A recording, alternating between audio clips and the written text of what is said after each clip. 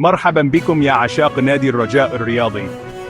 اليوم أحمل لكم أخبارا هامة عن فريقنا المحبوب، فالأنظار مسلطة على النادي مجددا، ولكن هذه المرة لا تتعلق بكرة القدم فحسب، بل بخلاف مالي مع لاعب سابق. إذن إليكم التفاصيل.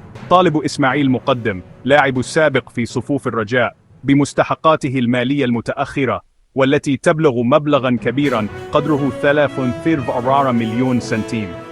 وقد لجأ مقدم الذي لطالما أظهر احترافية وتفانيا خلال مسيرته مع النادي إلى القنوات القانونية للمطالبة بحقوقه المشروعة. وفي تصريح حديث أكد مقدم على اتزامه تجاه النادي، مشيرا إلى أنه بذل قصارى جهده في كل مباراة، إلا أنه يجد نفسه الآن في حاجة ماسة إلى الأموال المستحقة له، وقد منح النادي مهلة فماسر يوما لتسوية الأمر، وإلا فإنه سيرفع القضية إلى لجنة المنازعات. وقد أرسل محاميه إشعارا رسميا إلى إدارة الرجاء مصمما على التسوية الفورية لمستحقات مقدم. ورغم جدية الموقف، يظل مقدم محترما تجاه النادي ويعرب عن فخره بكونه لاعبا سابقا في الرجاء، ولكنه يوضح أيضا حاجته إلى أمواله لتلبية احتياجاته الشخصية. من جهة أخرى، أظهر نادي الرجاء الرياضي مؤخرا التزاما بحل مشاكله المالية، فقد قام النادي بالفعل بتسوية عدة ديون مع لاعبين سابقين، مما سمح له برفع حظر الانتقالات.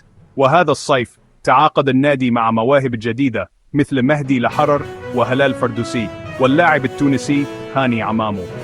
ومع ذلك لا يزال النادي يواجه خطر حظر الانتقالات الشتوية إذا لم يتمكن من سداد ديون أخرى متراكمة تبلغ مليون دولار. وتعمل إدارة الرجاء جاهدا على توفير بيئة مستقرة للفريق، وتعد هذه القرارات المالية حاسمة لتحسين أداء النادي على أرض الملعب. إذن ماذا يعني هذا بالنسبة للمستقبل؟ من الواضح أن الرجاء حقق خطوات كبيرة في معالجة أزماته المالية، ولكن مع التهديد القانوني من مقدم يواجه النادي عقبة أخرى. فهل سيحل الرجاء هذه المسألة بشكل ودي مع مقدم، أم ستتصاعد إلى معركة قانونية أكثر خطورة؟ الوقت وحده كفيل بالإجابة، ولكن هناك أمر واحد مؤكد، وهو أن اتزام إدارة النادي بمعالجة هذه القضايا المالية يعد علامة إيجابية لمستقبل النادي. ابقوا على إطلاع دائم للحصول على المزيد من التحديثات، وكما هو الحال دائما استمروا في دعم نادي الرجاء الرياضي.